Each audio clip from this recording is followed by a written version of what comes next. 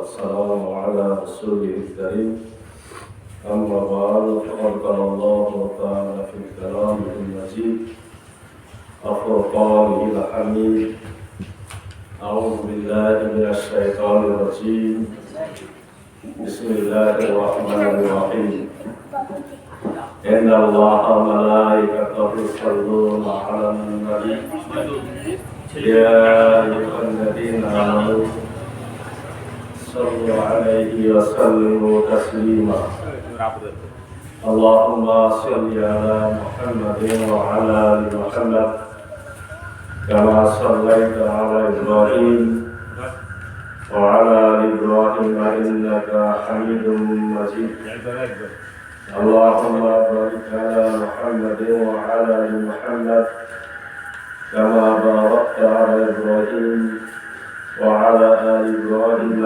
إنك حميد مجيد وقال الله تعالى في كلامه المجيد وفرقانه الحميد أعوذ بالله من الشيطان الرجيم بسم الله الرحمن الرحيم وقل جاء الحق وزهق الباطل إن الباطل كان زهوقا وقال رسول الله صلى الله عليه وسلم الإيمان بدون 70 شعبة فأفضلها قول لا إله إلا الله وأدناها إماتة الأذى عن الطريق الحياء شعبة من الإيمان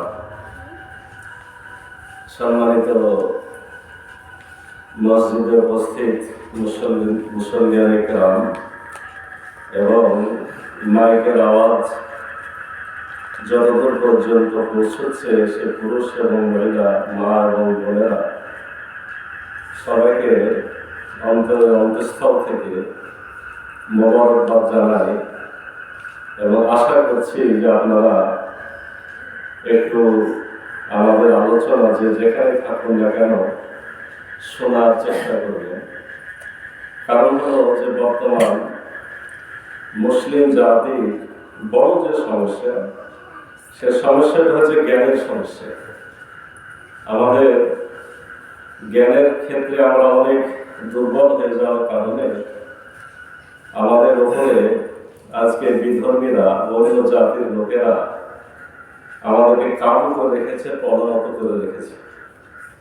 এরকম একটি বিষয়, যে সমস্ত বিষয়গুলো দিয়ে আমাদেরকে কাবু করেছে, তার মধ্যে একটা গুরুত্বপূর্ণ বিষয় হলো হাদিস।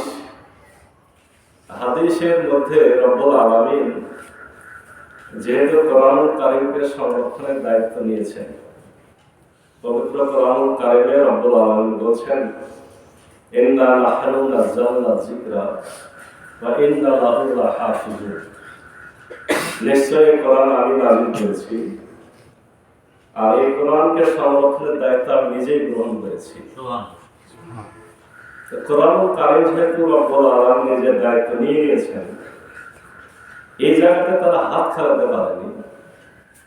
আমাদের যেটা ব্যর্থতা সেটা হচ্ছে আমরা নিজেরা পড়িনি, এটা আমাদের দোষ। কিন্তু এটা যদি আমরা পড়তাম, এই জায়গাতে তাদের হাত খেলানোর বড় একটা সুযোগ ছিল। বড় একটা সুযোগ ছিল মানে কি, পবিত্র কোরআনের যে আরবি আয়াত, এখানে হাতের কোনো সুযোগ নেই। কেননা মহান রব্বুল আলামিন কোরআন নাযিলের পর থেকে স্বয়ং আমাদের রাসূল হযরত মুহাম্মদ সাল্লাল্লাহু আলাইহি ওয়াসাল্লামকে এই পবিত্র কোরআন তার নিজের তত্ত্বাবধানে জিবরিল আমিনকে দিয়ে মুখস্থ করে দিয়েছেন। এবং আমাদের রাসূল হযরত মুহাম্মদ সাল্লাল্লাহু আলাইহি ওয়াসাল্লাম এটা মুখস্থ করার পর সাহাবায়ে কেরামকে মুখস্থ করার জন্য উদ্বুদ্ধ করেছেন। তখন থেকে হাজারো হাজারো হাফেজ, লাখ লাখ হাফেজ তৈরি হয়ে গেছে। এজন্য কেউ ভুল করলে পার পাওয়ার কোনো সুযোগ নেই। এজন্য সেই প্রথম যে কোরআন, আজকে থেকে 1400-1500 বছর আগেও যদি কোনো কোরআন পাওয়া যায়, আজকের যে কোরআন একই কোরআন, এক্ষেত্রে কোনো সমস্যা নাই। তারা হয়তো হাত দিয়েছে কোথায় ব্যাখ্যা বিশ্লেষণে এসে, হয়তো তারা বড় ব্যাখ্যাকারকে হাত করে হোক, মুসলিম জাতির দুশ্মনী করার জন্য নিজে আলেম সেজন্য ক্ষতি করতে পারে, সেটা ব্যাখ্যা দিয়েছে। কিন্তু কোরআনুল কারীমের সরাসরি আরবি এর অনুবাদ এক্ষেত্রে সমস্যার সৃষ্টি করতে পারে না বললেই চলে, কারণ দায়িত্ব দিয়েছেন কে? স্বয়ং। কিন্তু হাত দিয়েছে কোথায়? হাদিসে। হাদিসে হাত দিয়েছে, তার প্রমাণটা আপনারা দেখতেই পাচ্ছেন। আজকে হয়তো আমি একটা হাদিস এখানে বলছি, বাইরে আরেকজন বলছে ধরুন হাদিস কি করলো, জয়ীফ হাদিস করলো। জয়ীফ বলে যে কি করলো, যেটা বাদ। জয়ীফ মানে কিছু মানুষের আবার চিন্তা করে একেবারে বাদ। আচ্ছা, ওই জয়ীফের বিপরীতে সহি যদি পান তাহলে সহিকে নেবেন। কিন্তু ওই জয়ীফটা যদি কোরআনের না আকলের সাথে নিজের বুদ্ধির সাথে মিলে যায় না, কথাটা তো ফেলে দেওয়ার মতো না, আপনি গ্রহণ করতে পারবেন, কোনো সমস্যা নেই। আজকে যে দোয়াটা আপনাদের মুখস্থ করা ছিল এটা কিন্তু জয়ীফ। আল্লাহুম্মা বারিক লানা ফি রমজান ওয়া শাবান ওয়া বাল্লিগ না রমাদান। কিন্তু এটা বললে কি আমার কোরআন হাদিসের বিরুদ্ধে যা হয়েছে নাকি? যা হচ্ছে না। হাদিসটি জয়ীফ আমি জানি, মুসনাদে কিন্তু মুসনাদে আহমদ একটা বিখ্যাত হাদিস গ্রন্থের হাদিস। এটা যদি চিন্তা করি এখন থেকে আমরা রমজানকে মাথায় রাখি, অসুবিধা নেই। এরকম কিছু বিষয় আছে। এই কথাগুলো কেন বলছি, আজকে আমার আলোচনার সাথে সম্পৃক্ত, যে আমাকে কিছু বিষয় আছে বিবেক বুদ্ধিতে ভেবে নিতে হবে। কি দিয়ে ভেবে নিতে হবে? নিজের একটা বিবেক বুদ্ধি আছে, এটি দিয়ে ভেবে নিতে হবে। আমি আরো একবার বলছি যে যারা আছেন বয়স্ক মানুষ, মনোযোগের সাথে শুনবেন, আশা করি কিছু শুনবেন। ছোট ছোট বাচ্চারা যা করছে করো। আর যারা বাহিরে শুনছেন তারা অবশ্যই একটু ধ্যানের সাথে শুনতে হবে, নাহলে কথা আপনারা বুঝতে পারবেন না। আমি তাহলে কি পেলাম বলেন? মূল উৎস হচ্ছে তিনটে দাঁড়ায় গেল। কয়টা দাঁড়ালো? খেয়াল করেছেন? একটা হচ্ছে কোরআন, আর একটা সুন্নাহ, নিজের বিবেক বুদ্ধি একটা। কারণ যারা হাদিস যাচাই বাছাই করেছে, যদি সময় পায় শেষের দিকে এগুলো বলবো, আর না সময় পেলে তো অর্ধেক সাধারণত শেষ হয়। যারা হাদিস বিশেষজ্ঞ বিশারদ তারাও বলছেন যে কোন হাদিস যদি আপনি দেখেন যেটা মিলছে না, রাসূলুল্লাহ কথা বলে সন্দেহ হচ্ছে, খটকা সৃষ্টি হচ্ছে, রাসূলুল্লাহ বাণীর মতো না, আপনি অবশ্যই সন্দেহ করতে পারেন। তখন আপনি তল্লাশি করবেন যে আসলে ঠিক না ঠিক। ভুল হাদিস শুনলে আপনার মনে খটকা তৈরি। তার মানে আপনার ভিতরে যে আকল আছে, বুদ্ধি আছে, এটা চিন্তা করার একটা গুরুত্বপূর্ণ মাধ্যম। এখানে যারা উপস্থিত আছেন আলেম নাই বললেই চলে। আমাদের নবীনুল আলেম বলা যায়, যেহেতু মাস্টার্স করেছে ইসলামিক স্টাডিজে। আর আমাদের মুশফিকটা হাফেজ, ওকে কিন্তু আলেম বলা যায়, হাফেজ। আলেম হবে ভবিষ্যৎ, বাকি তো সবাই সাধারণ। তাহলে আপনাদের সামনে একটা কেউ কিছু বললো, আপনি কি দিয়ে যাচাই করবেন? প্রথমে কিন্তু মাথাটা খাটাই, মাথায় খাটালে আপনি অর্ধেকটা বুঝে ফেলবেন। কতটা বুঝবেন? অর্ধেক বুঝবেন। অর্ধেক বোঝার পরে তখন আপনি হয়তো সামনের দিকে অগ্রসর হবেন যে এটা একটু তাহলে মিলায়, আমার সন্দেহ হলো না ভালো লাগলো। সন্দেহ যদি হয় তোমার আমাদের সাথে মিলে না। কি প্রথমে কি দিয়ে ভাববেন? নিজের বুদ্ধি দিয়ে ভাববেন না। তাহলে এটাও কিন্তু ইসলামের একটা উৎস, জ্ঞানের একটা কি উৎস। অর্থাৎ কোরআন, সুন্নাহ এবং কমন সেন্স। আর ইংরেজিতে এটার নাম কি? Common sense. বাংলাতে এটার নাম বিবেক, আরবিতে এটার নাম আকল। আকল কিন্তু খাটাইতে হবে। আকল যদি না খাটায় তাহলে ধরা খেতে হবে। বিস্তারিত আলোচনা ইনশাআল্লাহ সামনে আসছি। তাহলে বোঝা গেল যে কোরআন, সুন্নাহ এবং কমন সেন্স, এই তিনটে আমাদের জন্য একটা জরুরি জ্ঞান হাসিলের জন্য, ইসলামকে বোঝার জন্য মাধ্যম। তবে এখানে একটা কথা আছে, কথাটা হলো এই তিনটাকে কিভাবে ব্যবহার করবো আপনারা কিছু হয়তো অল্পতে বুঝে ফেলেছেন। এর মধ্যে একটা পার্থক্য আছে। পার্থক্যটা কি? কোরআন হচ্ছে একেবারে নিঃসন্দেহ, ঠিক কিনা? বুঝি জালিকাল কিতাব লা রাইবা ফীহি, এই কিতাবে কোনো সন্দেহ নাই। এটা হচ্ছে প্রমাণিত জ্ঞান। হাদিসটি কি? আমি কথা আবার বলবো, আপনাদের সামনে রিপিট করবো। যতটুকু শুনবেন মন মুখস্থ করবেন। হাদিস কি? আমি বললাম ওটা প্রমাণিত জ্ঞান, একটা ডাইরেক্ট জ্ঞান। কোরআন হচ্ছে ডাইরেক্ট জ্ঞান, এখানে কোনো সন্দেহ নাই। হাদিস কি? হাদিস হলো কোরআনের ব্যাখ্যা, ওটাও প্রমাণিত, তবে কিসের ব্যাখ্যা? কোরআনের ব্যাখ্যা। আর আমি যেটা বলছি যে বিবেককে খাটাতে, বিবেকটা কি? বিবেকটা হলো এটা আল্লাহ তাআলা জ্ঞান, তবে অপ্রমাণিত, এর কোনো প্রমাণ নাই। কি নাই? এর প্রমাণ নাই। মানে একে প্রমাণিত করতে হবে আর কোরআন হাদিস দিয়ে কি করতে হবে? মিলায় দিতে হবে। অনেক সময় অনেক মানুষের জ্ঞান নষ্ট হয়, অবদমিত হয়, খারাপ হয়ে যায়, খারাপ করতে করতে খারাপ হয়ে যায়। ওর জ্ঞান দিয়ে কিন্তু অনেক সময় কাজা হয়। তাহলে এই কথাটা অন্যভাবে বলতে পারি, সেটা কেমন? কোরআনের মালিক হলেন স্বয়ং রব্বুল আলামিন। তাহলে কোরআন মানে হলো মালিক বা আল্লাহ তাআলা। আর হাদিসকে আমরা কি বলতে পারি? হাদিস হলো ওই মালিকের নিয়োগকারী একটা কর্মকর্তা, মানে মালিকের নিয়োগকারী একজন ব্যক্তি হলো রাসূল সাল্লাল্লাহু আলাইহি ওয়াসাল্লাম। রাসূল মানে প্রেরিত পুরুষ। কে পাঠিয়েছেন? আমার আল্লাহ রাব্বুল আলামিন নিজে তাকে পাঠিয়েছেন। আর একটু আগে বললাম যে কোনো বিষয় যখন আসবে আগে ভাববেন নিজের বিবেক দিয়ে। তার মানে বিবেকটা কি হবে? এটা বলতে পারেন যে মালিকের ঘরের দারোয়ান, পাহারাদার। এই কথাগুলো বোঝার জন্য আপনাদের আরো আমি বলছিলাম যে আমি ডবল করে বলবো। তার মানে একটা মানুষের বাড়িতে যদি কেউ যায়, একজন বড় মাপের মানুষের কাছে একটা মানুষ যদি যায়, তাহলে প্রথমে কাকে পায়? বড় বড় বাড়ি গেটে কে থাকে? দারোয়ান থাকে। দেখেন, মালিকের দাম তো সবার উপরে। বাড়ির মালিকের কাছে তো আমি গেছি, মালিকের দাম তো সবার উপরে। প্রথমে আপনাকে কার সাথে কথা বলতে হচ্ছে? আজকে দেখেন আপনার দাম বাড়াই দিচ্ছে, মানে আমাদের সবার দাম আছে, কিন্তু সবার মধ্যে যেহেতু বিবেক আছে। আমি প্রথমে যাচ্ছি কথা বলতে, যে বাধ্য হয়ে কার কাছে? দারোয়ানের কাছে। দারোয়ানকে বলছি যে আমি ভিতরে যাব।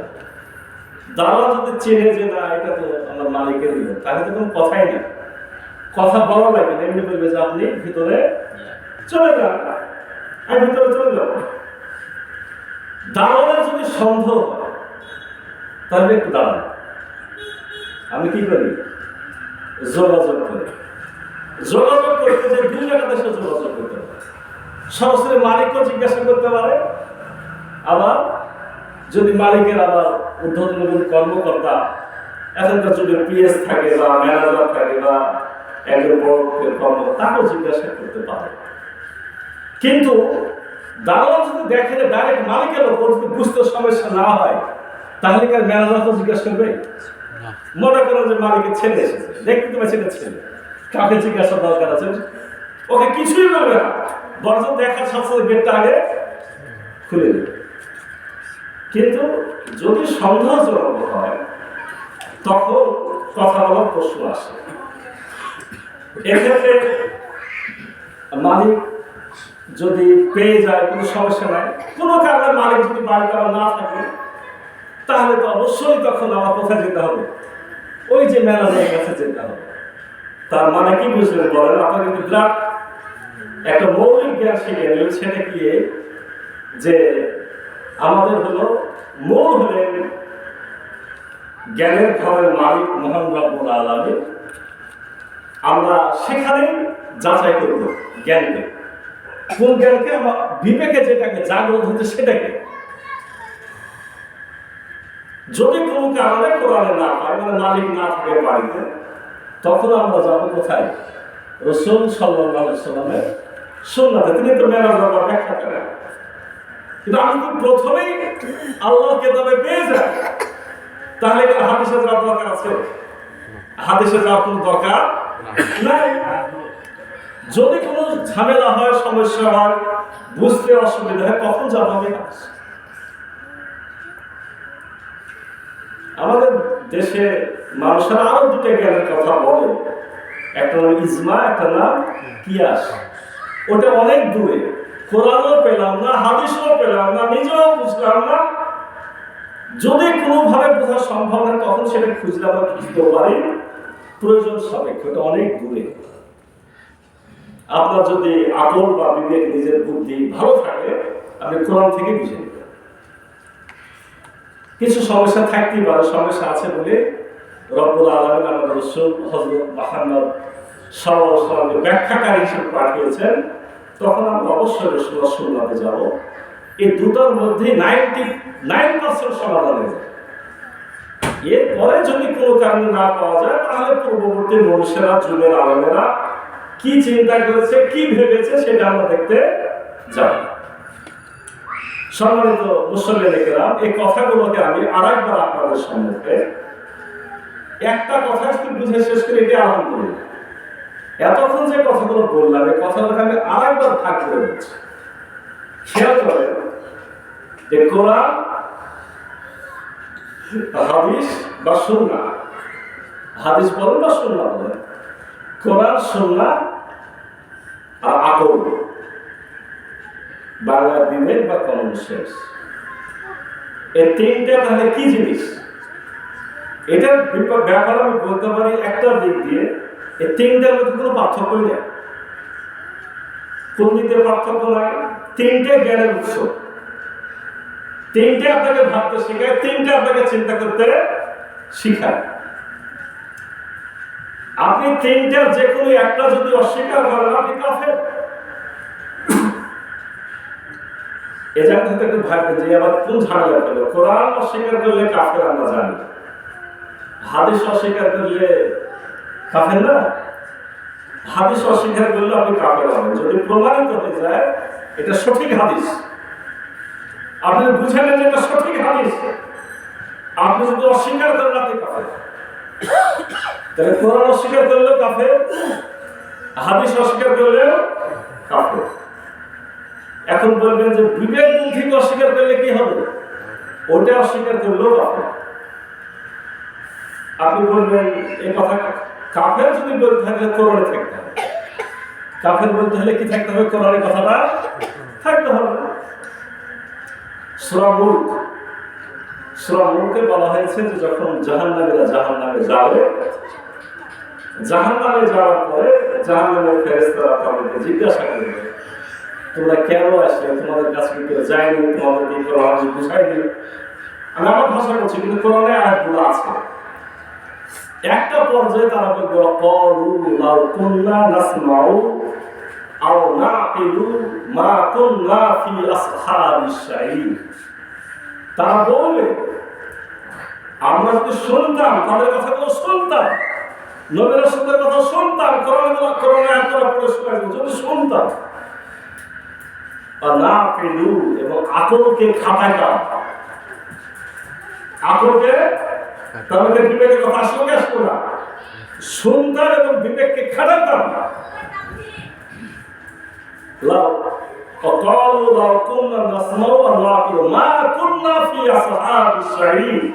তাহলে আমাদের কাছে জাহান্নামে আসতে হতো না। তার মানে কাফেররা আকলকে অস্বীকার করে।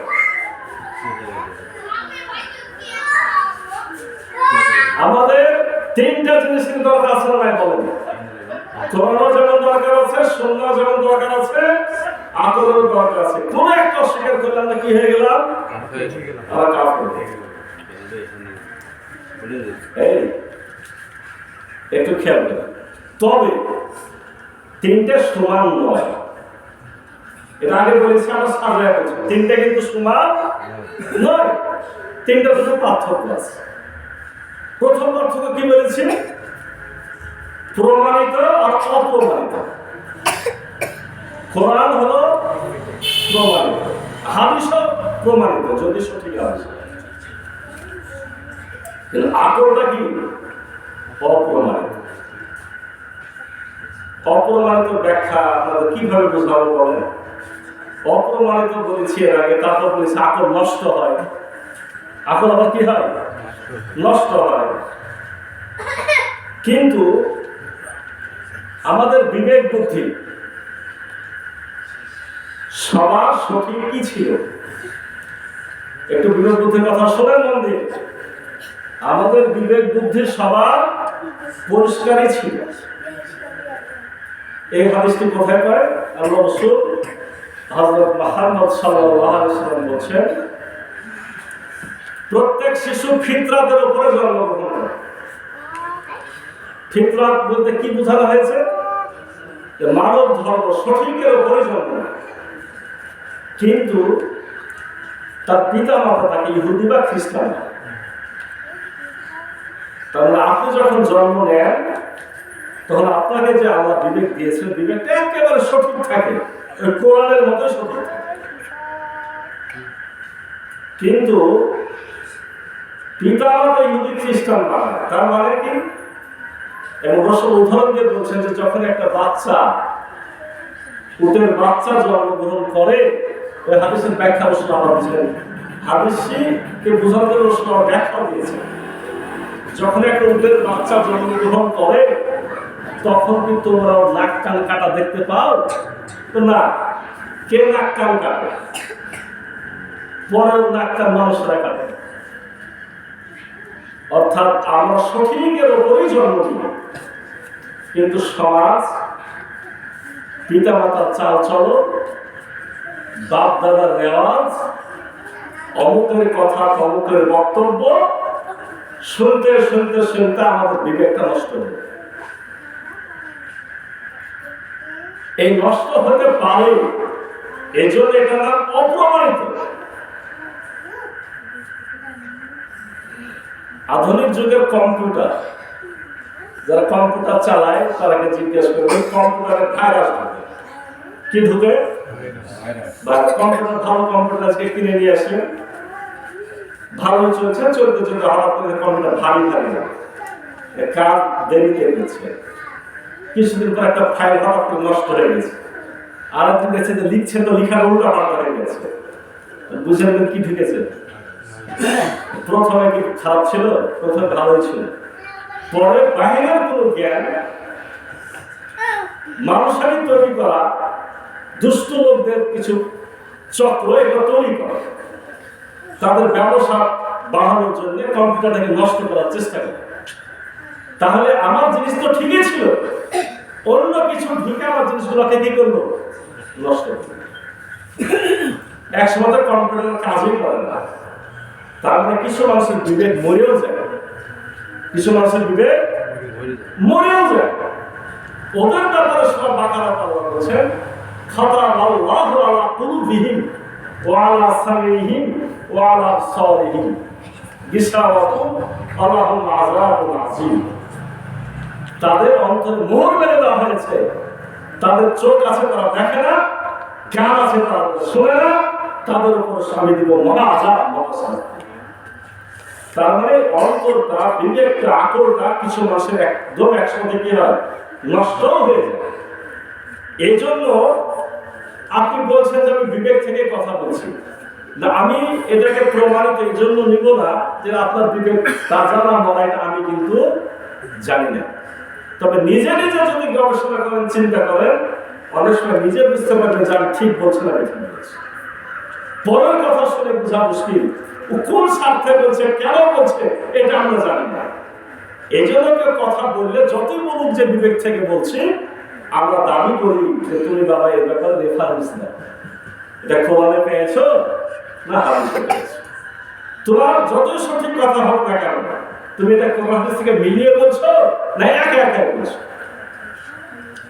তাহলে কোরআন আর সুন্নাহ হলো প্রমাণিত, এর প্রমাণ আছে, দলিল আছে। কিন্তু বিবেকটা অবশ্যই জ্ঞান, এটা আমার নিজের খাটানোর জন্য, কিন্তু এর কোনো প্রমাণ নাই, এটা অপ্রমাণিত জ্ঞান। সম্মানিত মুসলিয়ানে কেরাম, আর একটা বিষয় পেলাম, সেটা হলো মূল আর ব্যাখ্যা হিসেবে দুই ভাগ। মূল কোনটা? মূল হলো কোরআন, ব্যাখ্যা কোনটা? ব্যাখ্যা কোনটা বলে? হাদিস। আমি কিন্তু কথা একবার বলে ফেলেছি, মূল হলো কোরআন আর ব্যাখ্যা হলো হাদিস। আর ব্যবহারের ক্ষেত্রে আমি বললাম যে যখন আমি কাজে লাগবো, মাঠে নামবো, ইসলামের জ্ঞান অর্জনের জন্য আগে কোনটা আসলো বলেন তো? আগে কোনটা আসলো? আগে কিন্তু আকল আসলো। অজয় বললাম আগে দাম আনতে পারবে, তারপরে কিন্তু কোরআন। ওই কোরআন দিয়ে নিজের দাওয়ায় নিজের আকলটাকে চেক করে নিতে হবে। ব্যবহারের ক্ষেত্রে আকল আগে, তারপরে কোরআন, তারপরে সুন্নাহ। আশা করি আপনাদেরকে আমি বিষয়টি কি একটা বিষয় কি বোঝা যায়নি? আশা করি একটা বিষয় আমরা বুঝতে পেরেছি। সম্মানিত উপস্থিতি, রব্বুল আলামিন প্রত্যেক মানুষকে বিবেক দিয়েছেন রুহের জগতে। বিবেক দিয়েছেন কোথায়? রুহের জগতে। আমি কেন কথা বলছি? আমাদের বিবেক খাটানোর দরকার আছে। বিবেকটাকে নষ্ট করে দিলে হবে না। বিবেক আল্লাহ দিয়েছেন রুহের জগতে। ও যে কথাটা আসছে যে আমি আদমকে সমস্ত কিছুর জ্ঞান দান করলাম, ওখানে নাম শিখালাম, কথা আছে নাম শেখালাম, কিন্তু আরবিতে নাম বলতে খালি নাম বুঝায় না। আরবিতে নাম বলতে আপনার এসের অ্যাডজেক্টিভ, অ্যাডভার্ব, মানে বিশেষ্য, বিশেষণ, সর্বনাম, তিনটে বিষয়। মানে আমাদের ইংরেজিতে যেমন noun, pronoun, adjective, verb, adverb, এরকম অনেকগুলো ভাগ আছে, কিন্তু আরবিতে মাত্র তিনটা ভাগ, এসেন, ফেইল আর হার্ব। মানে এসেনের মধ্যে অনেক কিছু। এখানে নাম শুধু শেখায়নি, নাম দিয়ে কি কাজ হবে সেটা শেখানো হয়েছে।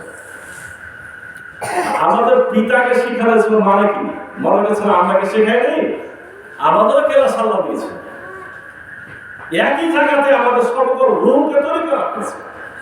রুহের জগতে আমাদের জ্ঞানগুলা কি করা হয়েছিল?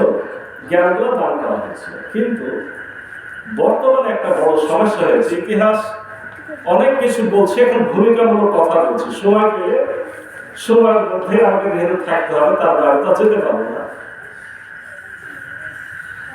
আমাদের আলেম ওলামাদের মধ্যেও আজকে কিছু লোক পাওয়া যায় বলে যে বিবেককে আর গ্রহণ করাই যাবে না। বিবেককে কি করেছে তারা? বাদ দিয়েছে। কেন দিয়েছে? আগের লোকেরা তো চিন্তা ভাবনার একটা সিদ্ধান্ত নিয়েই নিয়েছে। আমাদের আগের আলেম ওলামারা তো একটা কিছু ভালো চিন্তা করে একটা কেতাব লিখেই ফেলেছে, আর দরকার থাকে।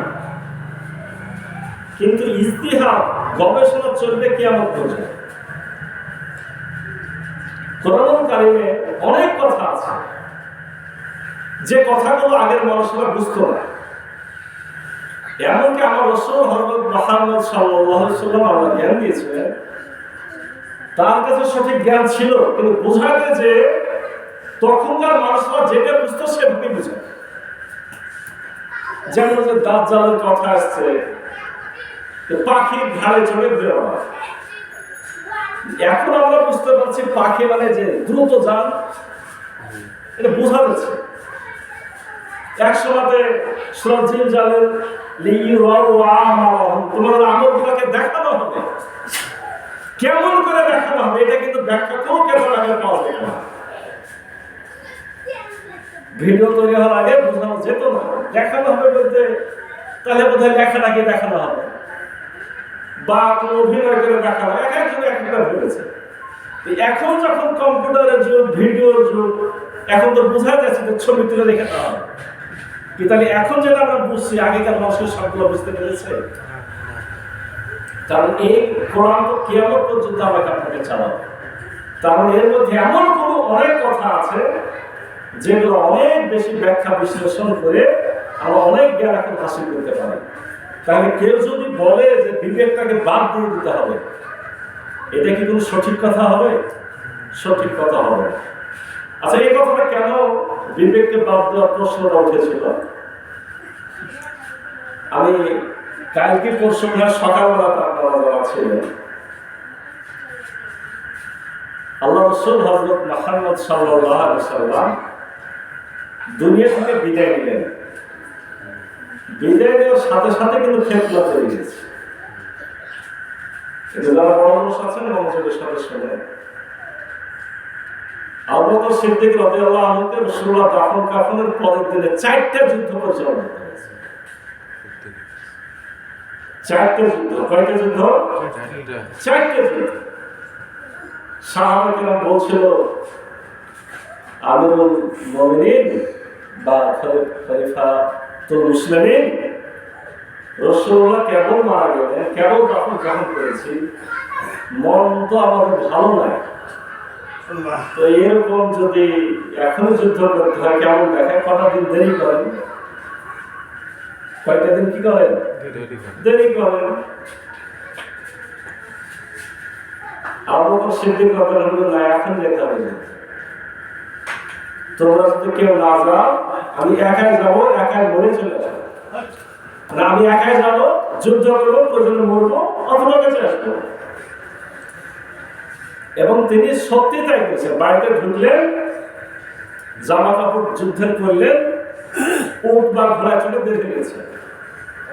তখন সকল উপস্থিতি বুঝতে পারলো যে আজকে যে আবু বকর একাই ছেড়ে দিই, যেহেতু তাকে আমরা এখন খলিফা বানায় নিয়েছি, তার কথা না শোনার কারণে আমাদের কিন্তু আখিরাত বরবাদ হয়ে যায়। তখন সবাই যুদ্ধে বের হল। এই জায়গাতে প্রশ্ন, কেন পরের দিনে 4টা যুদ্ধ? একটা যুদ্ধ শুধু ছিল, রাসূলুল্লাহ সাল্লাল্লাহু আলাইহি ওয়াসাল্লাম ওই বাহিনী আগে রেডি করেছিলেন উসামা বিন যায়েদের নেতৃত্বে। ওই যোদ্ধারা কিছু দূর যাওয়ার পরে রাসূলুল্লাহর মৃত্যু শুনে ঘুরে এসেছে। ওই বাহিনী তো যাবে, ওটা ছিল আলাদা মামলা। 3টা যুদ্ধ নতুন। তাদের সাথে একদল বললো যে আমরা যাকাত দেব না, রাসূল মরে গেছে, আর যাকাত দেব না। আরেকদল বললো যে রাসূল মুহাম্মদ নাই, আমরা ইসলাম মানতে হবে, আমরা আগের মতো চলি, মুরতাদ হয়ে গেছে। আরেকদল বলছে যে মুহাম্মদ নাই তো কি হয়েছে, মুহাম্মদ আমাদের নবী বানাই গেছে, নবীর পরে নবী আসবে, আমি সেটা করব। বুঝেছেন কি বড় ফেতনা? একটা আরব জাহানের মধ্যে এত বড়, মানে একদল বলছে যে মুহাম্মদের বদলে আমি নবী, আমার কথা শোনো, কি আমাদের সাথে যুদ্ধ করতে হবে না? আরেকদল ইসলাম ত্যাগ করছে। ইসলামে কোরআন হাদিসে স্পষ্ট আছে, মুরতাদদের শাস্তি হলো তাদেরকে হত্যা করা। ইসলামে আসার পর চলে যাওয়ার কোনো সুযোগ নাই। আরেকদল বলছে যাকাত। তো ওমর রাদিয়াল্লাহু আনহু বলছেন যে আবু বকর, ওই দলের সাথে যুদ্ধ করার দরকার নেই। কোন দলের সাথে? যাকাত যারা দিচ্ছে না, থাকো, ওরা তো কালেমা পড়ছে, বলছে কোরআন মানে, হাদিস মানে, তো যাকাত না দিলে তো কি হলো? আবু বকর সিদ্দিক রাদিয়াল্লাহু আনহু বলছেন, দুটো হাদিসে দুই রকম করেছি। একটা বলছেন, বকরের সাথে হাদিসে কয়েকদিন আগে পড়লাম যে রাসূলুল্লাহর জামানাতে একটা ছোট্ট ছাগলের বাচ্চা যাকাত দিত, এখন যদি বলে দিব না, তার বিরুদ্ধে যুদ্ধ করবে। আবার এরকম কথা আছে যে একটা ছাগলের দড়ি দিত, ওই দড়িটা এখন দিবে না, তাহলে যুদ্ধ করবে। এবং আবু বকর সিদ্দিক রাদিয়াল্লাহু আনহু সিদ্ধান্ত নিলেন যে বুঝতে পারছি ওটার বিরুদ্ধে আমি নিজে যাবো যুদ্ধে। মানে 4টা বাহিনীতে 4টা প্রধান লাগবে না, 3 বাহিনীর 3টা বানালে তিনি নিজেও যুদ্ধ পরিচালনা করতে গেছিলেন। ওমর রাদিয়াল্লাহু আনহু বললেন যে বুঝতে পারছি যে তোমার অন্তরটা রব্বুল আলামিন যুদ্ধের জন্য মুক্ত করে দিয়েছেন। এবং কিছুক্ষণ পর বললেন যে তুমি আসলে সঠিকের উপরই আছো। এখন বলেন যে এখানে বিবেক কাজে লেগেছে কি লাগে না? আমি তো সহজ সরল মুসলমান হিসেবে চিন্তা করতাম, কালেমা পড়লেই তো মাফ, যুদ্ধ করার কি দরকার? যুদ্ধ করার কি দরকার? তো আবু বকর দেখছেন এই যুদ্ধ যদি না করি ফিতনা ছড়ায় পড়ে, কেউ যাকাত দেবে না, আমি কি দিয়ে আমার দেশ চালাবো? কোরআন কারিমে যেখানে বারবার সওয়াত যাকাত পাশে পাশে বারবার বলা হয়েছে, অস্বীকার করবে সে তো কাফের। অনেকে বলে না মুসলমান হয় মুসলমানের সাথে যুদ্ধ, ইমাম হোসেন কিভাবে এদের সাথে যুদ্ধ করবে? সব কিছু খালি অল্প অল্প করে হাদিস পড়লে বোঝা যাবে না। এজন্য মেধাকে কাজে লাগাতে হবে। 4টা যুদ্ধ হয়ে গেল, আলহামদুলিল্লাহ সব যুদ্ধে কি হলো? বিজয় হলো। সবাই মদিনাতে ফেরত আসলো।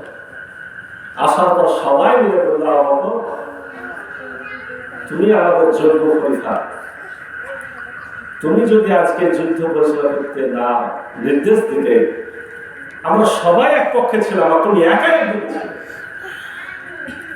কিন্তু তুমি আজকে সঠিক, এই যুদ্ধ করলাম বলে ক্ষেত্রটা কি হলো? থেমে গেল। ইতিহাসটা বলার পিছনে অনেক কারণ আছে। আমরা কিসের আলোচনা ঢুকতে যাচ্ছি? হাদিস যতটুকু পারি আপনাদেরকে মাথাতে দিয়ে দিব। ফিতনা তো আমরা রাসূলুল্লাহ বিদায়ের সাথে সাথে শুরু হয়েছিল, কিন্তু আবু বকর সিদ্দিক রাদিয়াল্লাহু আনহুর মতো মানুষ, আবু বকর রাদিয়াল্লাহু দুনিয়া থেকে বিদায় নেওয়ার পর ওমর ইবনে খাত্তাবের মতো মানুষ কঠোর হস্তে দমন করেছিলেন বলে ইসলামের খেলাফত ততদিন চলেছে। উসমান রাদিয়াল্লাহু আনহু তারপরে খলিফা। আপনারা জানেন যে ওমর রাদিয়াল্লাহু আনহু খেলাফতের শেষের দিকে এক ধরনের ফিতনা তৈরি হয়েছিল। যদি তাই না হবে তাহলে গোপনে কিভাবে ছদ্মবেশ দাঁড়াতে পারে?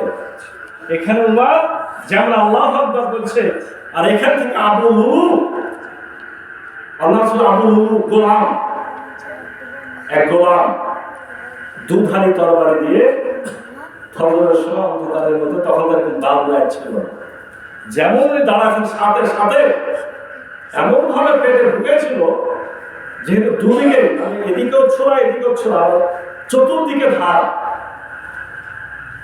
অল্পক্ষণের মধ্যে ওমর রাদিয়াল্লাহু আনহু পড়ে গেলেন। আবু লুলু প্রথমে পালায় যাচ্ছিল, তবে সাহাবায়ে কেরাম তাকে গ্রেফতার করে ফেলে, সেও মারা যায়। কিন্তু ওমর রাদিয়াল্লাহু আনহু কি ঘটনা ঘটলো? তখনকার সময়ের উন্নত চিকিৎসা ছিল না, এমন ভাবে ভিতরের পাকস্থলী কেটে গেছিল যে মুখ দিয়ে দুধ দিলে এই দুধ পেট দিয়ে আবার চুয়ে বাইরে পড়ে যেত, দেখা যেত যে নাড়ি দিয়ে বাইরে দুধ চলে গেছে।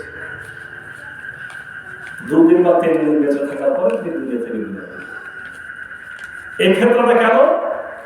যখন দেখলো ইহুদিরা, বিশেষ করে ইহুদিরা, যে এরকম ওমর রাদিয়াল্লাহু আনহুর মতো মানুষ দুনিয়া চালাতে থাকে ইসলামের উপরে, গোটা বিশ্বের কথা আমাদের জানা হবে না। ওমর রাদিয়াল্লাহু আনহুর দাপট, তার প্রশাসনিক অবস্থা, তার খেলাফত, এটা যদি চলতেই থাকে, সূর্য যেখানে উঠে সূর্য যেখানে ডুবে, এর মধ্যে ইসলামের বিপরীত কথা বলার কেউ থাকতে পারে না। শয়তান আবার ফিতনা তৈরি করে তাকে শহীদ করে দেয়। কেন করলো? ওরা জানে ওমরের মতো মানুষের পরে এরকম ওমর এই জমানার লোকেরা পাবে না, এটা জানে না।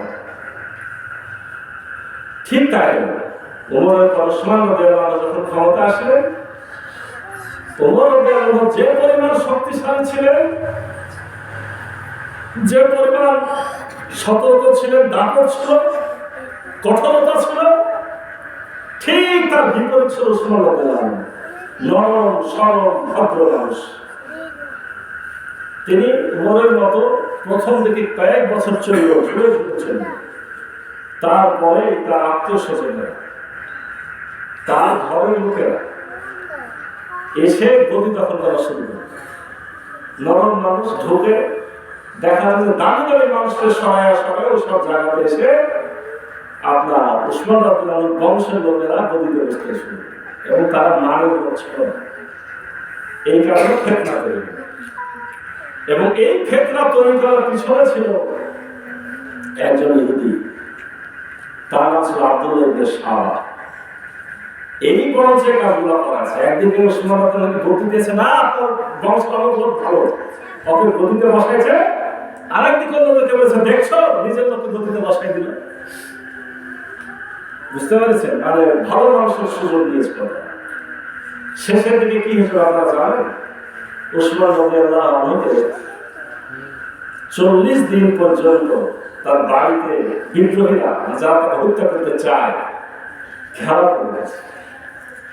ওই বাড়িতে পানি পর্যন্ত ঢুকতে দেওয়া হয়নি, রোজারত অবস্থায়, কোরআন পড়া অবস্থায় ইফতারের আগ মুহূর্তে তাকে শহীদ করা হয়েছে। তার শাহাদাতের রক্ত কোরআনে পড়ে কোরআন ভিজে গেছে। ফিতনা কাকে বলে বুঝতে পেরেছেন? এই আব্দুল্লাহ ইবনে সাবা যখন যে ইসলামের মধ্যে দুভাগ দেওয়া শুরু করার চেষ্টা করেছে, তখন তাকে কিছু জাল হাদিস বর্ণনা করতে হয়েছে, কিছু জাল কথা বর্ণনা করতে হয়েছে।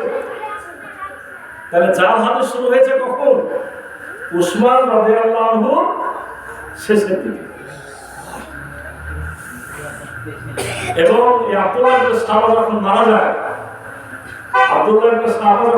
যায়, তখন এই কথাটাই বলে যে আমি 4000 জাল হাদিস বানিয়ে দিলাম। এখন বলেন যে জাল হাদিস কোনটা বানায় কোন শত্রুরা, এটা আমাদের বুঝতে শিখতে হবে না? হবে কি হবে না বলেন? এরই ধারাবাহিকতায় ক্ষমতা কে আসলো?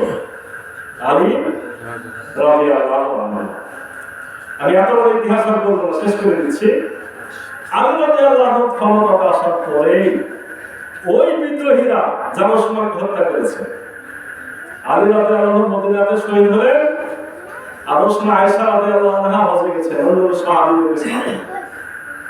তার কাছে খবর পৌঁছায় দিল যে মা আয়েশা, আপনার এক জামাই আরেক জামাইকে খুন করে বদলি করেছে। দুটাই কিন্তু জামাই, আলীও জামাই, ওসমানও জামাই। কি বলো তোমরা যে হ্যাঁ আলী হত্যা করেছে ওসমান? তখন তার মোবাইলের যুগ না, বলে দিবে শর্ট করে জেনে ফেলবে। এত বড় কথা আলী কাজ করেছে, আলীর যুদ্ধ করতে হবে। তারা তো যোদ্ধা জাতি, বুঝতে পারেন না? তারা যোদ্ধা জাতি। তোমরা একত্রিত হও, আলীকে শায়েস্তা করতে হবে। এত বড় কাজ করেছে ওসমান হত্যা করেছে। কিন্তু কথাটা কি ছিল? সঠিক ছিল কি? সঠিক ছিল? ভুল কথা। আলী রাদিয়াল্লাহু আনহু করেছে একদল চাকালো আলী রাদিয়াল্লাহু আনহু। মায়েশা রাদিয়াল্লাহু আনহা যুদ্ধ করার জন্য প্রস্তুতি নিল, লোকজনকে বললো, লাখো লাখো লোক জড়ো হয়ে গেল। আলী রাদিয়াল্লাহু আনহু সন্ধ্যে দৌড়ে আসলেন যে মাকে বুঝাতে হবে, ভুল বুঝতে। যুদ্ধের জন্য মুখোমুখি হয়ে গেল এবং একটা পর্যায়ে আবার বুঝো হয়ে গেল। কিন্তু শয়তানগুলা কিছু লোক ওই তাঁবুতে, কিছু লোক ওই তাঁবুতে ঢুকলো। ওই তাঁবু লোকেরা গভীর রাতে এই তাঁবুতে 3 মারে, এই তাঁবু থেকে ওই তাঁবুতে 3 মারে। হায় হায় হায়, আলী বলে হায় হায়, মায়েশা রাদিয়াল্লাহু আনহা বলেন হায় হায়, যে ও আলী তো কথা রাখেনি। আলী রাদিয়াল্লাহু আনহু আয়েশা রাদিয়াল্লাহু আনহা তো কথা রাখলো না, আপোষ করলো, এখন আবার যুদ্ধ করছে। যুদ্ধ তোমাকে তারা করেছিল, ওই যে শত্রুরা দুর্ভাগ হয়েছে।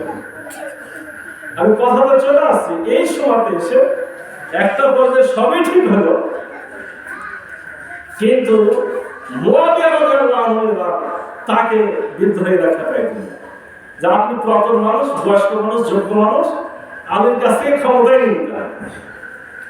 আবার যুদ্ধ মুখোমুখি, কিছু যুদ্ধ হলো, কিন্তু সবাই বুঝলো যে আপোষ হবে। একটা সালিশ বোর্ড তৈরি হয়েছে।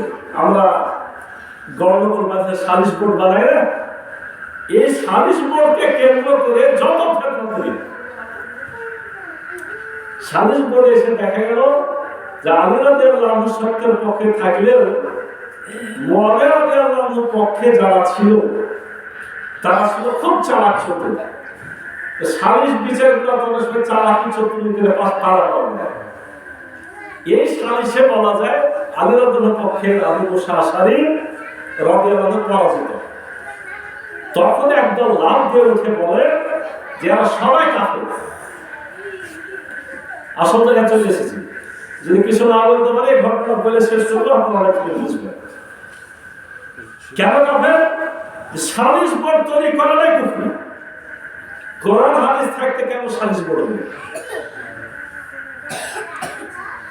কথাটা শুনতে ভালো লাগছে, কিন্তু ওরা আরেকটু বাড়ায় বললো এই কথা, এই কাজের জন্য মূল হলো 3টা লোক, একটা আলী রাদিয়াল্লাহু আনহু, একটা মুআবিয়া রাদিয়াল্লাহু আনহু, আর একটা আমর ইবনে আস।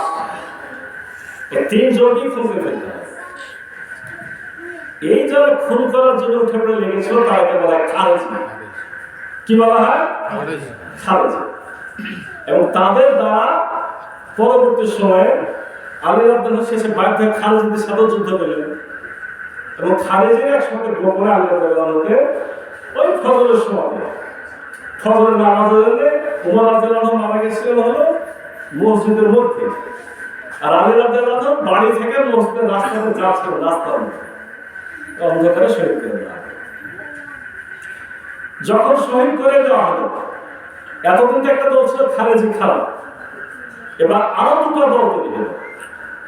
একটা হচ্ছে শিয়া। শিয়া কারা বললো যে আমরা আলী ছাড়া কিচ্ছু বুঝি না, আলী ঠিক ছিল, আলীকে হত্যা করা হয়েছে, আমরা আলীর লোক, ক্ষমতা এখন আমরা কি দখল করতে হবে। এরাকে বলা হয় কি শিয়া। এরা আরো একটু বাড়ায় উল্টা পাল্টা বললো, সেটা হলো আবু বকর, ওমর, ওসমান যারা আগে গদিতে ছিল এরা সব জোর করে গদি দখল করেছে। বুঝতে পেরেছেন? মানে একটু বেশি বাড়ানো গেলে। আচ্ছা, তাহলে একটা হলো খারেজি, একটা শিয়া। এই খারেজি আর শিয়ার মাঝে আরেকটা দল তৈরি। ওরা বললে যে আমরা এদিকেও নাই, আমরা এদিকেও নাই, ওরাকে বলে মুরজিয়া। দেখেন এই কথাগুলো মাঝে মাঝে রাস্তাঘাটে শুনবেন, আপনাকে গালি দিতে পারে এটা খারেজি, আপনাকে বলতে পারে এটা শিয়া, আপনাকে বলতে পারে এটা মুতাজিলা, আপনাকে বলতে মুরজিয়া। দেখেন হুজুররা কি করে এরকম গালিগালাজ করে, কিন্তু আপনার তো ইতিহাস জানেন না। এগুলো জানা দরকার শুধু হাদিস বোঝার জন্য, কোনো কোনো দরকার না। মুতাজিলা আবার কারা? মুতাজিলা হচ্ছে আরেকটা দল। ওটা হাসান বসরি, বসরাতে বাড়ি, বিখ্যাত এক মনীষী। তার দলে একটা লোক ছিল, তার নাম ওয়াসিল বিন আতা। এই ওয়াসিল বিন আতা বলল যে কি বলেন এসব, এত গন্ডগোল কেন? কোরআন হাদিস তো সবাই জানে, তো ফিতনা কেন? এক নম্বর হলো বিবেক। যে আমরা বললাম যে আকল লাগবে, আকল কয় নম্বর? 3 নম্বরে। ও বলে যে না, আকল 1 নম্বর। এটাকে বোঝায় কি বলে? এটা হলো মুতাজিলা। মুতাজিলারা কোরআন হাদিসের চাইও আকলকে দাম দেয় বেশি। কিন্তু আকলকে কি দাম বেশি দেওয়া যাবে? এতক্ষণ আলোচনা কি তাই মনে হলো? আকল কাজে লাগাতে হবে, কিন্তু ওর দাম উপরে যাবে না, কারণ ওটা নষ্ট। কিছু আলেম ওলামা আছে এখন ফাইসলা দেয় এরকম যে বিবেককে টোটালি বাদ দিতে হবে। তো টোটাল কি বাদও দেওয়া যাবে? টোটাল বাদও দেওয়া যাবে না, আর ওকে সবার উপরে তোলাও যাবে না। একটা গুরুত্বপূর্ণ কথা আপনাদেরকে, এই মুতাজিলার নাম দিয়ে আজকে কিন্তু মানুষের আকিল, বিবেক, বুদ্ধিকে ধ্বংস করার জন্য আমাদের কি চলছে? একটা পায়তারা চলছে। এখান থেকে আমাদেরকে সাবধান হতে হবে। বর্তমান সময়ে একটা ফিতনা তৈরি হয়েছে, এটা একটু বলি। আমি তো বললাম তখন ফিতনা শুরু হয়েছে সেই যুগ থেকে। এই ফিতনার খবর আপনারা এখনো জানেন না। এই ফিতনাটা হচ্ছে, নাম বলছে আমরা আহলুল কোরআন। কি নাম বলছে? এটা খুব মাথায় রাখেন। তখন আপনাকে সেদিনকে আমি একে ধরে বলছি কি হয় কি কথা ঈশ্বর বলছে আহলুল কোরআন তোমরা হয়েছে নাকি? আহলুল কোরআন সুন্নাত করছে না। তারপর ফরজ নামাজ, অনেক কথা যে কোরআনে লেখা আছে সকাল আসুন। আচ্ছা, এরকম কিছু কিছু কথা বলছে, অনেক কথাটা কোরআন ছাড়া কিচ্ছু মানে না। নাম দিয়েছে কি আহলুল কোরআন। এতক্ষণ আলোচনা গুলা সব কিছুর পিছনে বিষয়গুলো আছে। আচ্ছা, আমরা কি আহলুল কোরআন, যে আহলুল কোরআন কথাটা কিন্তু খারাপ না, আহলে হাদিস কথা যদি ভালো হয় তাহলে কোরআন কথা আরো ভালো। যত ব্যাখ্যা দেন হাদিস মানো কোরআন, কোরআন মানো হাদিস, নাম তারপর হাদিস, আর কোরআন তো কোরআন, শুনতে বেশি ভালো না। কিন্তু এই আহলুল কোরআনের নামে সমস্যাটা করছে কি, তারা ওরা হাদিস মানতে টোটালি আছে। এবং কিসের ভিত্তিতে তারা এটাকে মানছে না? এতক্ষণ যে আলোচনাগুলো করলাম, তারা এগুলোর ভিত্তি দিয়ে আলোচনা করতে চায়। যেহেতু যুগ যুগ ধরে ফেতনা এসেছে হাদিস নিয়ে, অতএব হাদিসের ধারে কাছে নাই। আচ্ছা, হাদিসের ধারে কাছে নাই বললে কি এটা গ্রহণ করা সম্ভব? আল্লাহকে রসুলকে মানার জন্য নির্দেশ দেন নাই, দিয়েছেন না দেন নাই বলেন? এ বিষয়ে আপনাদেরকে কয়েকটা কথা বলি। এক নম্বর হলো আমরা আলোচনা করলাম রসুল হলেন ব্যাখ্যা কেন। কোরআনে আপনাকে বলা হবে সালাত পড়তে, সালাতটা কিভাবে করবে, কোন কোন টাইমে পড়বে, ব্যাখ্যা কোথায় পাবে? হাদিসে পাবে। কোরআনে পাবে ওযুর কথা, ওযুটা কেমন করে করতে হবে, কোথায় পাবে? হাদিসে। আপনি এটা বলতে পারতেন যে কোরআনের বিপরীতে যদি কোনো হাদিস যায় সেটা মানবেন, এটা বলতে পারতেন। আপনি হাদিসকে মানব না এটা বলার সুযোগ আছে? সুযোগ নেই। রাসূল সাল্লাল্লাহু আলাইহি সাল্লাম আল্লাহর নিয়োগকৃত ব্যাখ্যাকারী। রাসূলকে কে নিয়োগ দিয়েছেন? আল্লাহ রাব্বুল আলামিন নিয়োগ দিয়েছেন। সূরা নহল 40 নম্বর আয়াত রব্বুল আলামিন বলছেন, ওয়া আনজালনা ইলাইকা যিকরা, আমি তো কোরআনকে নাযিল করেছি তোমার উপর, লিতুবাইয়িনা লিন-নাস, তোমার কাজ হলো মানুষকে বর্ণনা করে শোনানো। তো বর্ণনা করে ব্যাখ্যা করে শোনানোর দায়িত্ব তো রাসূলেরই ছিল। মানুষ ইলাইহি ওয়া লাআল্লাহুম ইয়াতাফাক্কারুন, তুমি মানুষকে এটা শোনাবে যাতে করে তারা চিন্তা গবেষণা করতে পারে। ব্যাখ্যা যদি না শুনে তাহলে তো চিন্তা ভাবনা করতে পারবে না। এর উদাহরণটা আমি এভাবে দিই যে মনে করেন বাংলাদেশ একটা ছোট দেশ, এই দেশে অনেক বড় বড় দেশ থেকে যন্ত্র আনা হয়। যারা বড় বড় কলকারখানা দেখেন, যেমন আপনি ভালো বলতে পারবেন, আমাদের এখন বেশিরভাগ চীন থেকে যন্ত্র আনা হয়। ওদের সাথে কন্ট্রাক্টর থেকে ভালো, যে দাম বলা হয় সে দামে যন্ত্র বানাই দিতে পারে, আপনাকে সে সুযোগটা করে দিতে পারে যে আমার সামর্থ্য হয় 1 কোটি, আচ্ছা তোমাকে 1 কোটি টাকা দিয়ে মানে ওরা পারে, এই দক্ষতা ওদের আছে। বড় যন্ত্র যদি হয়, এই যে আপনারা সব প্রতিষ্ঠানগুলো খোঁজ নেবেন, এদের রাজ প্রতিষ্ঠান বড় বড় প্রতিষ্ঠানগুলো হলো অনেক বড় যন্ত্র যখন ওরা নিয়ে আসে, তো যন্ত্র পরিচালনা তো ক্যাটালগ আছে, বই আছে, সাথে কিন্তু ইঞ্জিনিয়ারও পাবে। ঠিক বলছিলেন? ইঞ্জিনিয়ারও আসে, জানে যে এগুলো দেখে সবকিছু বুঝবে না। ইঞ্জিনিয়ার হলো প্র্যাকটিক্যাল, যন্ত্রটা স্থাপন করে চালু করে, সাথে এখানকার আমাদের যারা ইঞ্জিনিয়ার আছে তাদেরকে শিক্ষিত করে তারা যখন চালাতে পারে 1-2 মাস থেকে তখন তারা বিদায় নেয়। কি প্রমাণ হলো? আমরা কি সহজ জিনিস? মানুষ কিন্তু এক জটিল যন্ত্র। তো যে আমরা তাফসীর সিরাতের আলোচনা করি সুন্দর জীবন নিয়ে, তখন বলা হয় যে প্রত্যেক নবীর সঙ্গে ছাগল চলাইতে হয়েছে।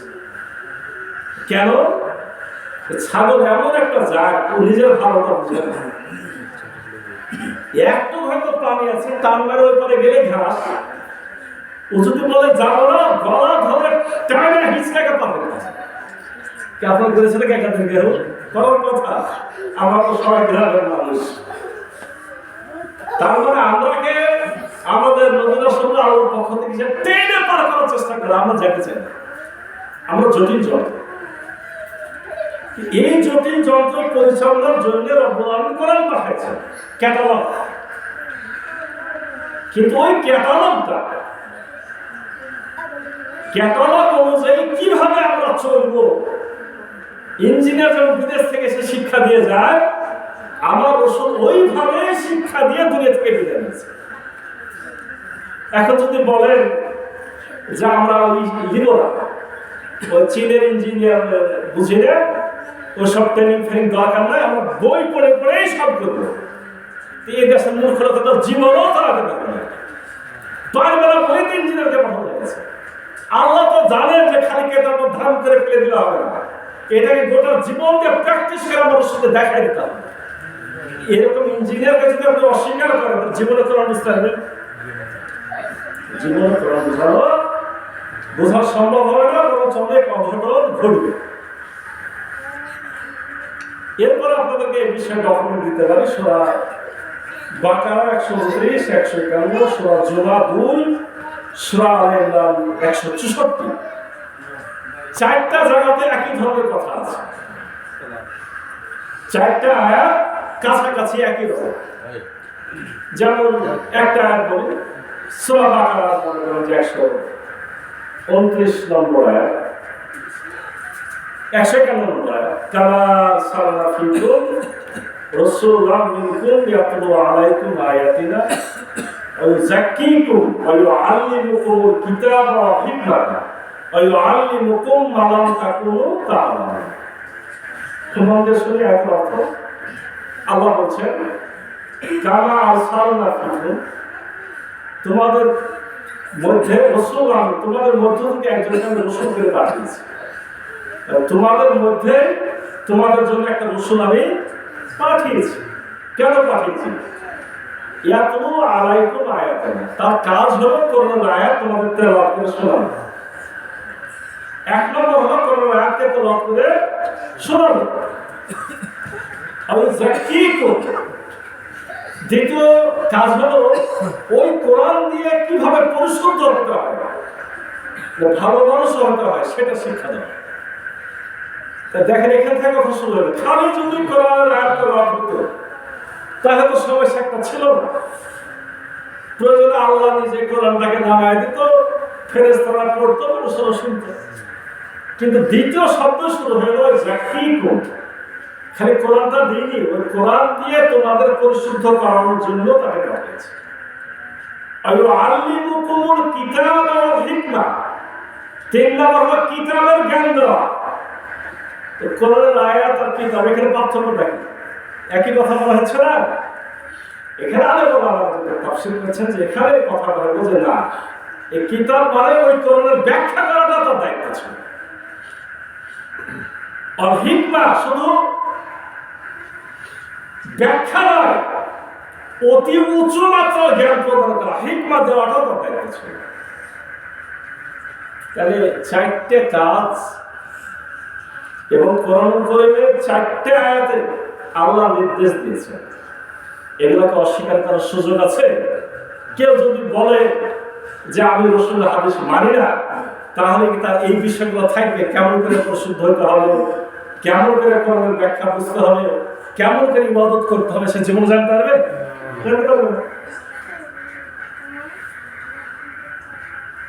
তিন নম্বর কথা হলো যে কোরআন কারীমে আমার রাসূলকে অনুসরণের জন্য বারবার নির্দেশ দেওয়া হয়েছে।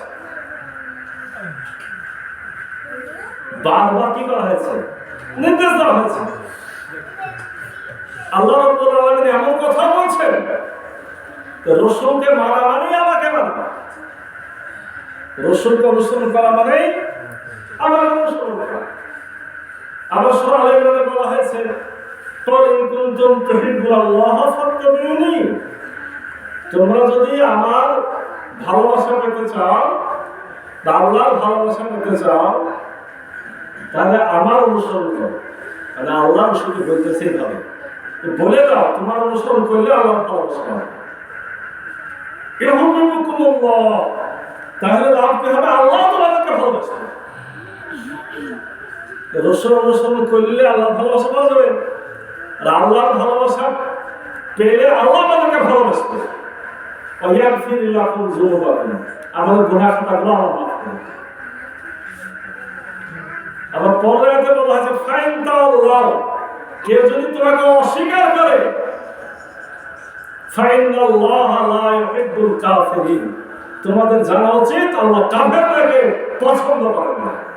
তাহলে রাসূলকে অস্বীকার করা মানে আমরা শুনতে পেরেছি, আল্লাহকে অস্বীকার করা কুফরি, রাসূলের সুন্নাহকে অস্বীকার করা কুফরি, আবার আকল বিবেক বুদ্ধিকে অস্বীকার করা যদি পর্যায়ে আছে।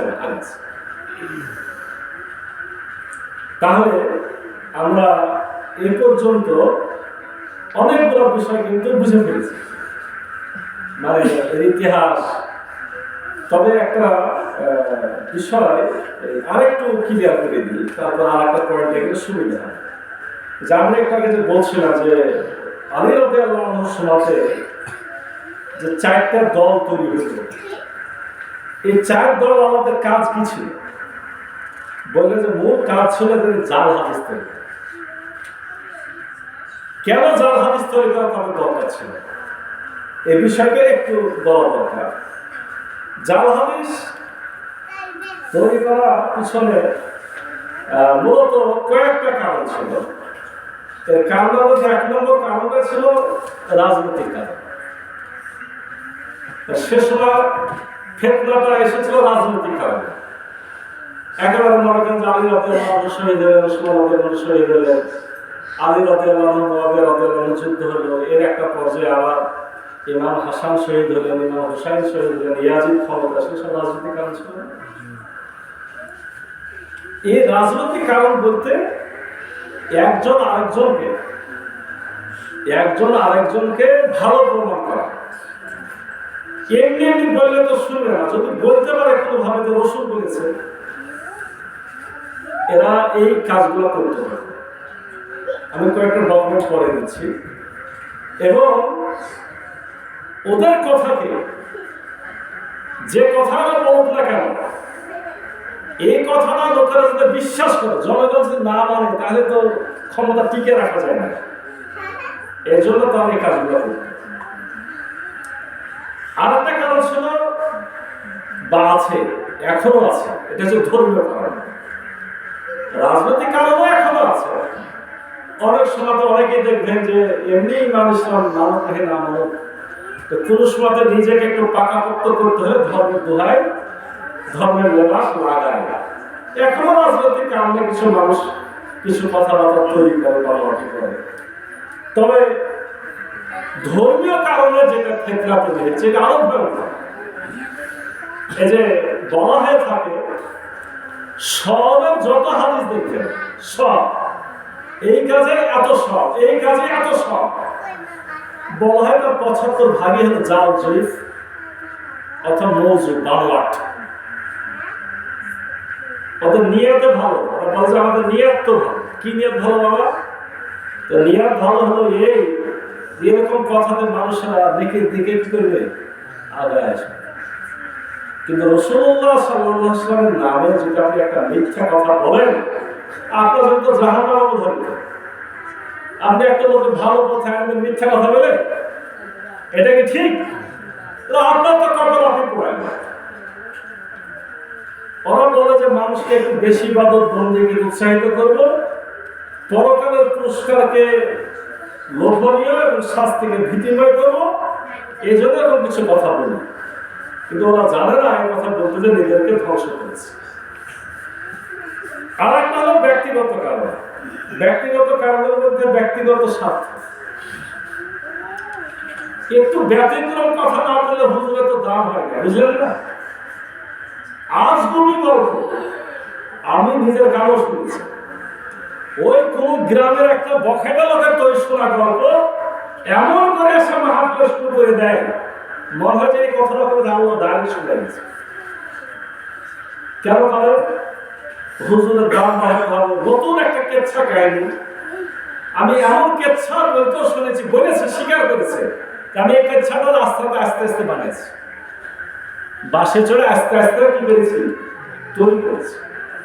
এরকম হুজুরের সাথে ডাইরেক্ট আমার মোলাকাত করেছে। ও বলেছে আমার সামনে যে আমি কি করেছি, এটা আস্তে আস্তে বানাচ্ছি। কারণ কি, যারা যত এরকম গান গল্প করে মানুষকে মজাতে পারে, তাদের পোশাকটা একটু কি বেশি। আমরা যারা এখানে বসে আছি, আমরাও তো এরকম মনে করি যে হুজুর একটু বেশি মজাতে পারবে তাকে আমার বেশি দরকার। কিন্তু এই করে আমরা ইসলামে কি করেছি, সঠিক কথা নিতে পারিনি, আমরা ইসলামকে ধ্বংস করেছি। এই বিষয়ে কয়েকটা কথা বলে শেষ করি। সেটা হলো বিশেষ বিশ্বাসে বিশ্বাসী একটি ব্যক্তি যখন জাতিকে শক্তিতে পরাজিত করতে না পারে, আবার ইতিহাসে চলে যাবে। আমি শুরুতে যে ইতিহাস বলেছি, যখন ইহুদি খ্রিস্টানরা দেখল যে শক্তি দিয়ে মুহাম্মদের বাহিনীকে পরাজিত করা কি যাবে না। তখন তারা এই কৌশল অবলম্বন করেছিল। এই কৌশলের প্রথম তারা তৈরি করেছিল কোরআন নিয়ে। তারা প্রথমে কোরআনে হাত দেওয়ার চেষ্টা করেছিল এবং কোরআন আল্লাহ দেওয়া না কোরআন মানুষের তৈরি করা, মাখলুক না গায়ের মালুক, এরকম একটা ফিতনা তারা তৈরি করার চেষ্টা করেছে। এটা যারা একবার ইসলামের প্রাথমিক পর্যায়ে ফিতনা পড়বে এগুলো পাবে, কিন্তু এটাতে তারা বেশি দূর হতে পারেনি, তারা বেশি দূর আগাতে পারেনি। কেন পারেনি? আমরা আগে আয়াত করেছি যে কোরআন সংরক্ষণের দায়িত্ব কার? আল্লাহ। যখন এটা পারল না তখন আপনার এই হাদিসে তারা এবং বিভিন্ন দল উপদল এই যে বললেন একটা খারেজি, শিয়া, মুতাজিলা, মুরজিয়া, হারুরিয়া, জীবনের নামও শুনলে আপনারা, জাবারিয়া, কাদারিয়া। আপনারা তো জেনারেল লাইনে জ্ঞান অর্জন করা হুজুর দিতে চান, এগুলো আমি জেনারেল পরিশ্রম করে জানি, এগুলো অনেক হুজুরদের বলতে হবে না। আমি ইসলামিক স্টাডিজে মাস্টার্স করেছি, আমার মাস্টার্সে একটা সাজস্ব দর্শন এবং আমি মুসলিম দর্শন লেখাপড়া করেছি। এই মুসলিম দর্শনের মতবাদগুলো পড়েছি, এখন এগুলো আমার ইসলাম বুঝতে কাজে লাগে। কতগুলো মতবাদ নাম শুনলেন তো? জাবারিয়া, কাদারিয়া, আশারিয়া, মুতাজিলা, মুরজিয়া, নামই তো শুনে শেষ করবেন, বুঝবেন কখন বলেন। শিয়া, ওদিকে হারুনিয়া, এরকম অনেক অনেক বলছে, বুঝলেন? এখন আপনাকে যে কোনো একটা দলের লোক অনেক এত জ্ঞান যদি আপনাকে এসে ধরে বসে, আপনাকে যদি ধরে বসে আর কথা শুনতে থাকেন, আপনাদের লোক এই জায়গাতে সে একটা কথা খালি আপনাদের মনে করাই দেব, সেটা হলো এখান থেকে বাঁচার বুদ্ধি। টাইম তো শেষ হয়ে যাবে, বাঁচার বুদ্ধি কি? বাঁচতে হলে ভাই ঘুরে এক জায়গাতে যেতে হবে। কোথায়? কোরআনে যেতে হবে। আপনি যদি কোরআনের জ্ঞান বেশি বেশি অর্জন করেন, যারা এখানে হাজির আছেন তারা বলতে পারেন যে আমরা এত জ্ঞান কোথায় পাবো। আপনি কিচ্ছু জানেন না, ভালো একটা কোরআনের অর্থ নিয়ে রাত্রি খেলে অর্থ পড়েন, কোরআনের অর্থ পড়েন, আপনারা কেউ খেলা করেন। আমি চ্যালেঞ্জ করছি আপনার, কিন্তু আপনি যদি কোরআন না করেন, আপনি যত বড় আলেম হন না কেন, কোরআনের ধারে কাছে না যেয়ে যদি অন্য কেতাব বেশি পড়েন, আপনি কখন যে কোথায় হারায় যাবেন নিজেও বুঝতে পারবেন না। দুঃখজনক হলো সত্য। আর একটা কথা আপনাদের বলি, দুঃখ হলো কোন জায়গায়, এখন কিছু মানুষ আমরা যাতে ফিতনাতে না পড়ি এবং কোরআনের বাইরে যে হাদিসগুলো আছে এগুলো নিয়ে সতর্ক করার জন্য কিছু মানুষ চেষ্টা করছে। যারা চেষ্টা করছে উল্টে তাদেরকে গাইড আছে, এরাই ভুল। ফিতনা এটার নাম ফিতনা। আসুন, এত সময় নেন, 5-7 মিনিট যাও, এই নাস্তাকে নামাজের পরে দেবেন না আগে দেবেন? আগে, তাহলে অসুবিধা না। আমি 25 আমার যেটা মূল বড় উদ্দেশ্য ছিল, আমি কিন্তু অনেক কথা বলতে পেরেছি। এই বক্তব্যটা, আমার যে বক্তব্য এখন দিচ্ছি, 14টা বক্তব্য আমার ইউটিউবে ছাড়া শুরু হয়েছে। আপনার একটা দুটা না, একটা কেবল ছেড়েছে, 14টাই বাকি আছে। ওই যেটা শুনেছেন যারা হাদিসের উপরে, একটা বের হয়েছে ইউটিউবে, 14টা বক্তব্য প্রসেস আছে, মানে এগুলো কিন্তু বের হবে। আপনাদের মন চায় একেবারে আত্মপ্রথম 14টা বক্তব্য ভাগ করা আছে। এই বক্তব্যগুলো আপনি শুনতে চান, আপনারা যাদের মন চায় শুনবেন, না চাইলে আমার কিছু জোর করে শোনানো যাবে না। তো হাদিস নিয়ে কথা বলতে চাই, হাদিসের কথাই শেষ হলো না। হাদিস কাকে বলে?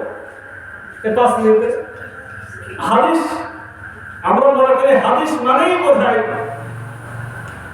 একেবারে খাঁটি কথা। এদিকে ঠিক কথা হলো, হাদিস মানে খাঁটি কথা না। হাদিসের মানে কথা, হাদিসের অর্থ বক্তব্য, হাদিসের অর্থ উপন্যাস, হাদিসের অর্থ গল্প, হাদিসের অর্থ বাণী। বাংলাদেশের টাইম যেহেতু নাই, একটা গল্প বলে একটু মজা দিয়ে শেষ করি। বাংলাদেশের একটা বিখ্যাত মানুষ, নাম বলবো, অনেক নাম বলতে তো সমস্যা আছে। এক বিখ্যাত মানুষ একবার এক স্টেজে চলল, বিশাল স্টেজে চলে বলছে, আপনার মন শুনে অনেক কিছু শিখে ফেলবে, গল্প শুনে উঠে বলছে যে যারা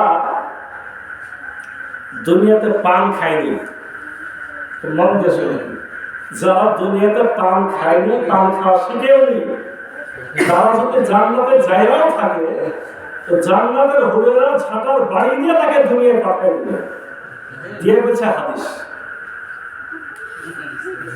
হাসান এর মধ্যে অনেক কিছু শিখার আছে। উনি কি বললেন? হাদিস। তার ভাষাটা কি ছিল? যারা পান খাওয়া শিখেনি, দুনিয়াতে পান খায়নি, এরকম পান না খেয়ে জান্নাতে চলেও যায়, তো হুরেরা ঝাঁটার বাড়ি দিয়ে আবার দুনিয়ায় পাঠিয়ে দিবে, শেষে হচ্ছে হাদিস। গোটা মাহফিলের আলেম ওলামা সবাই চলতে গেছে, এই এত বড় মাপের আলেম কি বলে, দেখেন এখানে শিখার অনেক কিছু, এই কথা থেকে আপনার বিজয়কে সারা দিবে। জান্নাতে যাওয়ার পর ঝাঁটার বাড়ি দিয়ে হয়, তা হুরে তারপর আপনি পান খাইনি, মাথাটা করেছে, আপনি নিজেই বলবেন যে এটা ঠিক কথা না, কিন্তু বলেছে একটা বড় মানুষ, তা বলেছে হাদিস। এমন বড় মাপের মানুষের সামনে কে কিছু বলার মতো লোক নাই, চুপ করে আছে। উনি কথা বলার পরে উনি তো বুঝছে যে কি ঘটতে যাচ্ছে। উনি এরপর একটা কবিতা বলা শুরু করেন। কি কবিতা? একটা কবিতা। কবিতাটা কার লেখা? কবি নজরুল ইসলামের লেখা। নজরুল ইসলামের কবিতার মধ্যে কথাটা আছে, আর উনি একটা কাল্পনিক কবিতা লিখেছে যে কেউ যদি তোমার পান না খাও জান্নাতে যাও, ছাড়ার বাড়ি খেয়ে দুনিয়াতে আসো। তো এটা কার কথা? নজরুলের কথা। তো নজরুলের হাদিস বুঝতে পারেন নাই? নজরুলের হাদিস, এটা রাসূলুল্লাহর হাদিস না। তার মানে আপনাকে হাদিস বলবে আর আপনি চুপ করে শুনে নেবেন, এটা চলবে না। এটা আমার শেষ কথা। তাই জন্য শেষ, এটা আমার শেষ কথা যে আমাকে হাদিস কেউ বললে শোনা যাবে না। কোরআন বললে আপনি মনোযোগের সাথে শুনে নেবেন, হাদিস বললে আপনাকে যাচাই বাছাই করতে হবে। প্রথমে আকল বুদ্ধি দিয়ে তারপরে কোরআনের সাথে মিলায়, সহি বললেও কোরআনের সাথে মিলাতে হবে। কোরআনের বিপরীত হলে সে হাদিস গ্রহণ করা যাবে না। আশা করি আপনাদেরকে জ্ঞানের কিছু খোরাক আমি দিতে পেরেছি। যে যতটুকু জানলাম, বুঝলাম, শুনলাম, আল্লাহ এর উপরে আমাদের আমল বৃদ্ধি করুন, সবাই বলি আমিন। আজকের এই প্রোগ্রামে যিনি নাস্তার ব্যবস্থা করেছেন, তার পিতা মারা গেছেন, তিনি নামাজি মুসলিম, আল্লাহ মাগফিরাত দান করুন, এবং যিনি দান করেছেন তার রুটির